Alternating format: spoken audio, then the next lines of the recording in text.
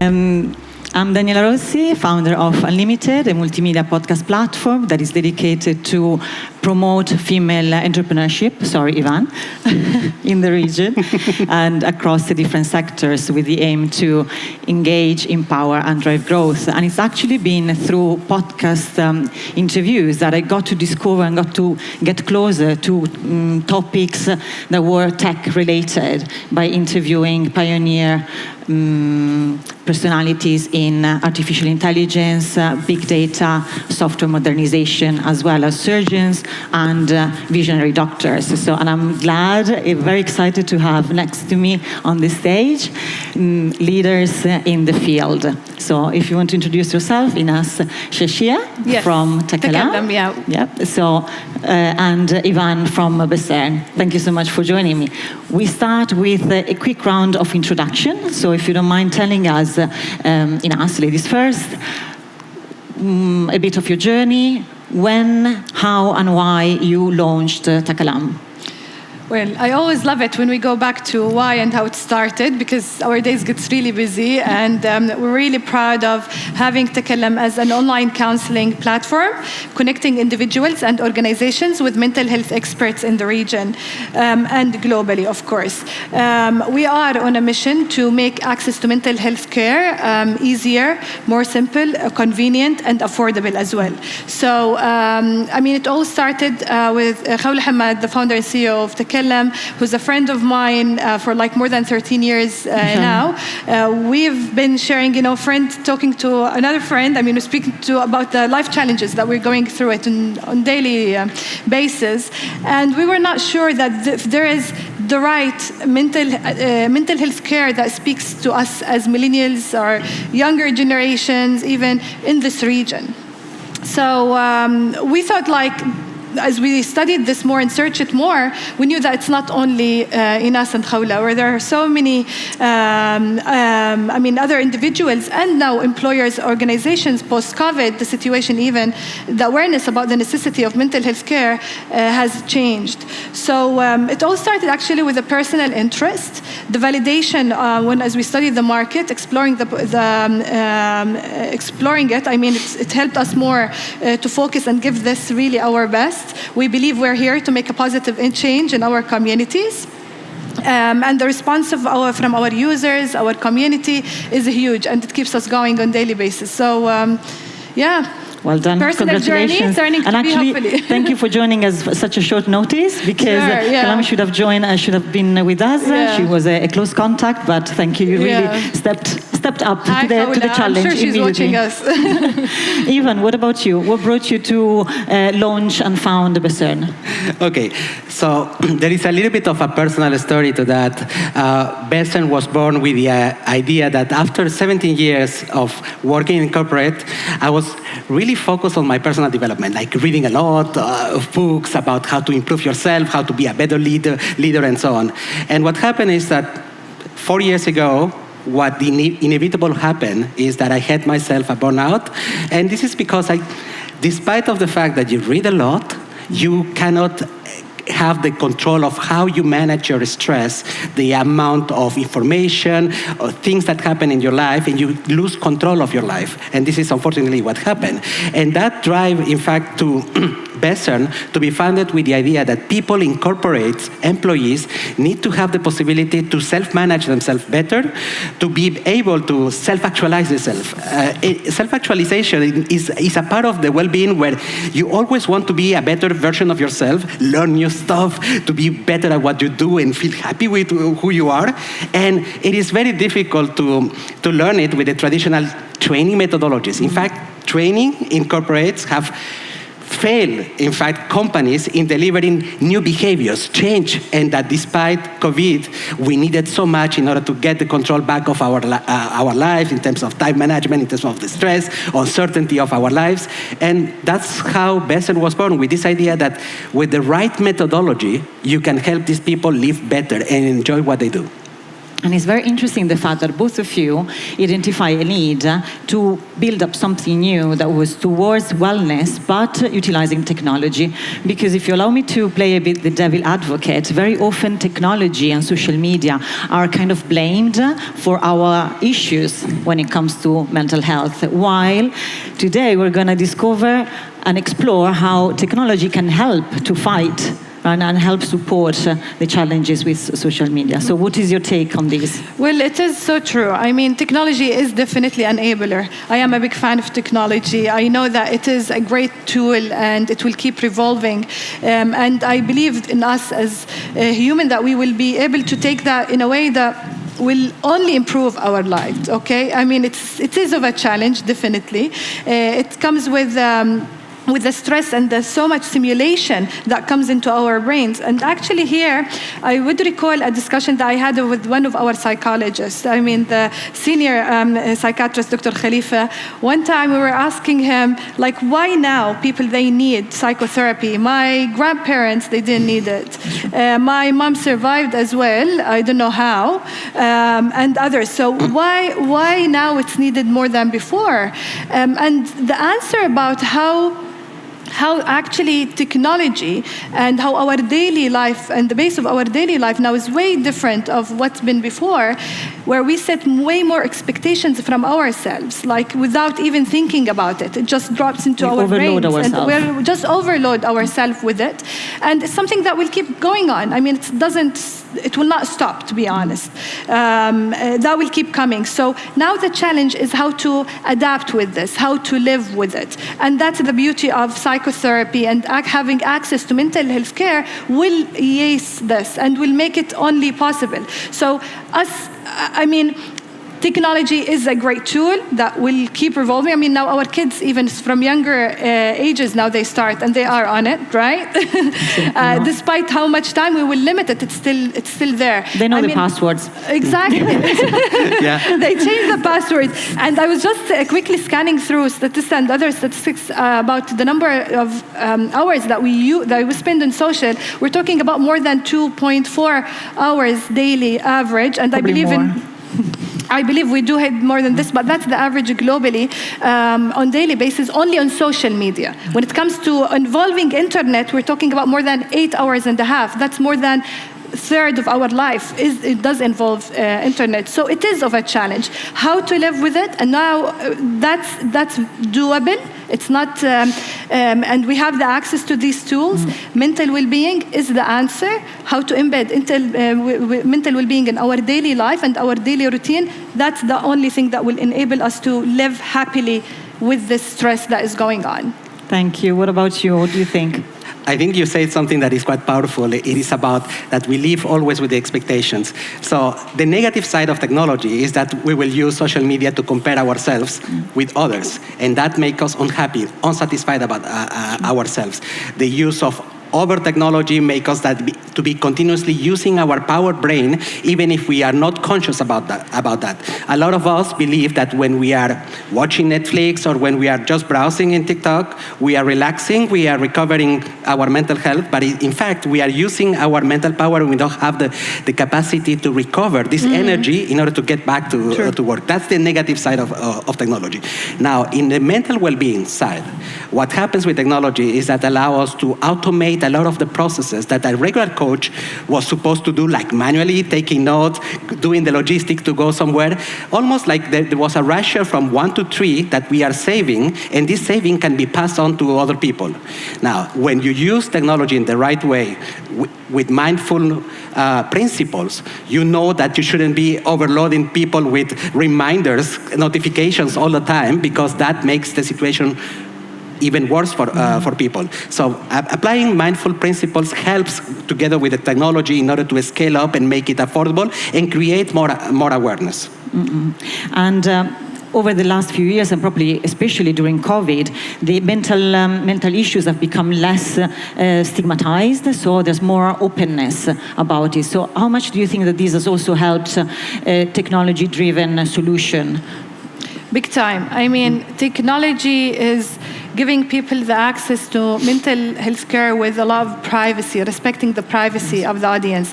At Takallam, online counseling, different platforms. We have our mobile app now, guys, so please download it. Share with us your feedback. We believe that technology makes the access to mental health care becoming more private and convenient. So our users now, they can even choose to be anonymous. And that helps them with their first step, especially in this region. I mean, for so many of us, only in the last couple of years, accessing mental health care and starting psychotherapy, it's very recent. And the challenge is with the first step. I always say this. Taking that first step is really difficult. So we want to make it easy for people. We do that. We want to make it simple. We want to help them with choosing the right psychotherapist and who is the right person and expert to speak to, and to give them the option to be anonymous till they trust the platform, until they trust the solution. And then they can start with text therapy, but then they can take it to audio or video. And once they start the video therapy. Sorry if I'm taking a bit longer here. Once someone starts with the psychotherapy, they tend to carry on with video therapy. You know, people, they still like that human interaction. But to get their trust at the beginning and to help them to start that journey, which is the most difficult step, you need to provide them with a great understanding of it's simple, it's easy, and it's private, and of course affordable. What about you, Ivan, in terms of technology that helps avoiding the stigma from medical health? I was thinking about that question quite a lot. In fact, the stigma is not reduced because of technology. The stigma is reduced because of awareness.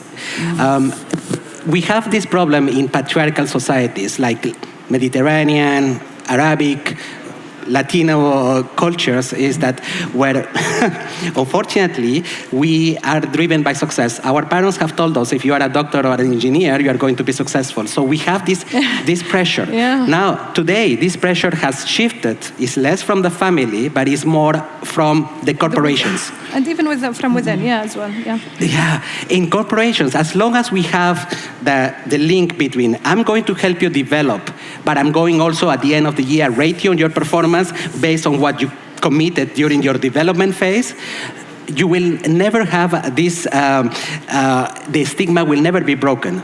So you need to create two processes. The one is the development of the person who wants to become better, but it shouldn't be the same person judging you for your performance because you have told them something that is particular to you during these coaching sessions.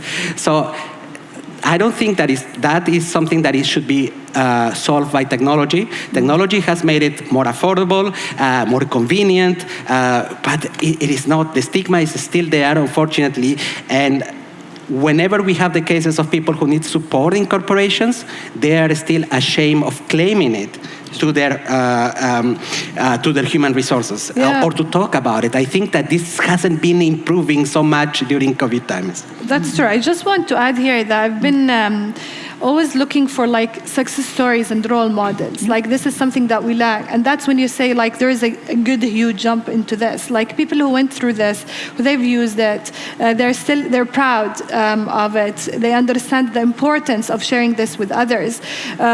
So I mean, what we need is creating more channels of awareness around the subject. I mean, STEP did really great in these 2 days. Speaking about mental well-being, us in Takallam, we try through different channels. I mean, social media and technology, again, helps us with this.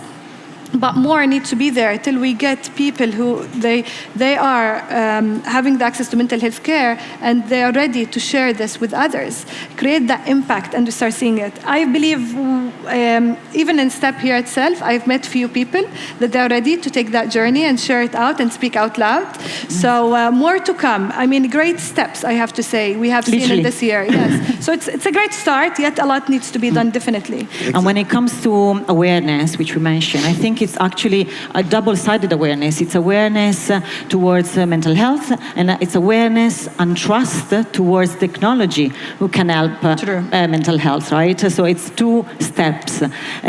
So what are your initiatives to ensure and to help the customer believe and trust your apps and your technology? This time we'll start with Ivan. Thank you. So we rely more than trusting the technology, we relied in the methodology. So what it means is that if you find out the right way that you can even, just to be true, you can even do it completely offline, a methodology of learning that proves that people are progressing and can measure in a scientific way, in a research way, how people are not only feeling, but what are the subjacent motivational drivers, triggers, and the mindset that they're producing in order to drive change. Imagine, change is not easy. In fact, you want to lose weight, you start doing it for a couple of days, then it becomes too hard, and then you drop it. And that happens to all of us. So how can we drive a methodology that can really understand how the brain processes change so that to do it? Technology has nothing to do in that. Now, what technology can enhance is that I can better track my progress and I can share the progress with the person who is using the app. And there could be several dimensions of showing the information so that people are motivated to continue. The other thing is that instead of having sessions of coaching like once every week for 1 hour, I can continuously drip the micro actions so that every day you are improving this 0.5% and becoming better. But you need to be able to perceive that you are progressing. Otherwise, people drops because they are not motivated, challenged enough with the actions. So technology can enhance, visualize the progress, but I think that the bigger disruption that there is in terms of the use of behavioral science or in the use of empathic human interaction, like it is in the coaching world, it is the methodology, the approach, rather than just dropping the prices. It goes beyond, I think. That's the biggest disruption. Understanding how the brain processes change. I mean, yeah, for us about, raising the awareness to the audience, I mean, we work with partners. We believe this is an urgent subject. It's that we all need to join forces together, work together, till the message comes stronger to our audience, and encourage them to start the journey with whoever they choose, right? And with a combination of different even options and tools. At Takallam, we are continuously working with our main partner, who are our psychologists, psychiatrists. These are people who they understand how to speak to their clients. They've been doing this, and we are very selective with whom we choose to be with us on board. So we work with them closely on creating content to raise awareness, on see how best we can measure the impact throughout the journey for our users online, and reach out to the audience through different channels to ensure that the interest and the awareness would convert into an action, and people would actually start their mental well-being journey. Now, when it comes to apps, we could say just another app, right? That's true. So what is instead Besson and Takallam offer that other apps don't do? And you touch base, both of you, on a very important point, which is customization. So how can an app guarantee, when it comes to mental health, that on the other side, there's not just an artificial intelligence and not just a software or an algorithm, but there's actually a human being who you can relate to? Please. Okay, in our case, and I think also in your case, the human should be at the center. So two humans talking to another human. It has never been the intention of Besson to use artificial intelligence to replace the human discussion. And this is very important because the brain has something called mirror neurons. So you mime behaviors from others, and you feel the empathy when you connect with other people because you like them, because you feel like they are connected with us. You cannot have with an AI bot, you cannot have that. So this is the part where we cannot break our deal. So our technology will always be based into having the right analytics, the right measurements, because satisfaction, I feel better, it is something that is quite subjective. You don't know if you are feeling better because you need, because maybe you don't have enough self-awareness about what are your feelings. So you need to dig beyond just the obvious of questions that you ask for people. So this is where we spend the most of our research time, understanding how can you answer this question correctly. Am I improving or not? In terms of the skills that I need, in terms of the mindset, the process that I have acquired to self-manage myself in the future, regardless of position, work that I'm doing in life, or even purpose in life. Yeah. What about you? Well, again, the technology for us, it's been always an enabler and tool that will help us to create therapeutic tools and some other solutions to make the journey, once it starts between the therapist or the mental health expert and the end user, make it really efficient. Now we have shortage about mental health experts globally. Yes. It's like really few of them. And for someone to find the right person, also it is of a journey by itself. So what we are trying to do at Takallam is to make that, to help our users to connect and match with the right expert. Help them with the readiness. So if there's any work that will be done pre the session, that is what we offer, and that's what we do. Technology, chatbots, and even AI, I mean, it will be of a great addition, and it will enable a lot of that. But yet, the human factor, just as you said, is the focus, is our focus, and really, especially in this industry. I mean, it's all about the interaction. So we're keeping that, we're providing tools that will make this human interaction more effective, more efficient. As we understand, this is a very personal and important journey for each and every one of our users. Yeah. We touched base on how effective and efficient the apps can be in this regard.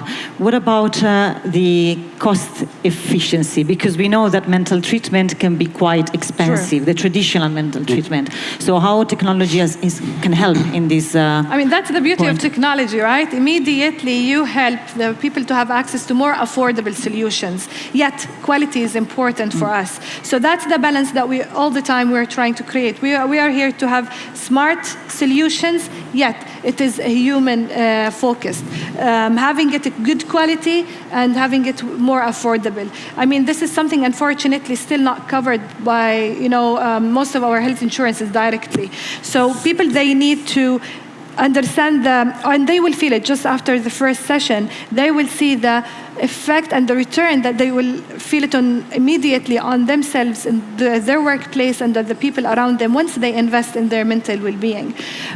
So definitely technology helps in bringing that cost down immediately, and we are working on finding different ways where even we will make this more and more affordable. That's something that we're eager to achieve, and Takallam, I mean, we're having steady steps to make that more possible.